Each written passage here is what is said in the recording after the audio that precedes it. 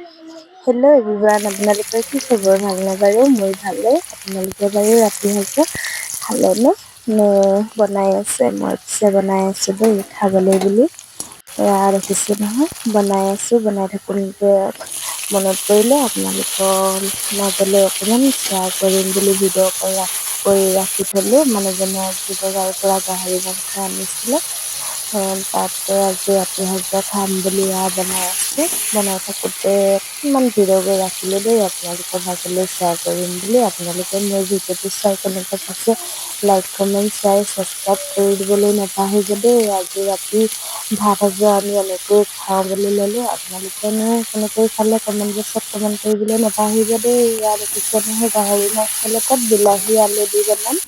আপোনালোকে বাৰু কেনেকুৱা লাগিছে ক'ব দেই মোৰ ৰেচিপিটো। সকলো তৈয়াৰ হৈ গৈছে যিহেতু আপোনালোকক একেবাৰে ফাইনেল ৰূপটো দেখাই থাকিম। আপোনালোকে চাই থাকিব মোৰ ভিডিঅ'টো শেষলৈকে। এইপিনে ৰেচিপিটো তৈয়াৰ হৈ গ'ল দেই। তৈয়াৰ হৈ যাওঁতে ধনিয়া পাতা অকণমান ছটিয়াই দিলোঁ। ধনিয়া পাতা অকণমান ছটিয়াই বেটিক খাবলৈ বুলি দিলোঁ। ইয়াত দেখিছে নহয়, বেটিয়ে খাবলৈ লৈছে। আপোনালোকে মোৰ ভিডিঅ'টো চাই কেনেকুৱা পালে লাইক, কমেণ্ট, শ্বেয়াৰ, ছাবস্ক্ৰাইব কৰি দিব। আজিৰ ভিডিঅ'টো ইমানেই আছিলে। বাই।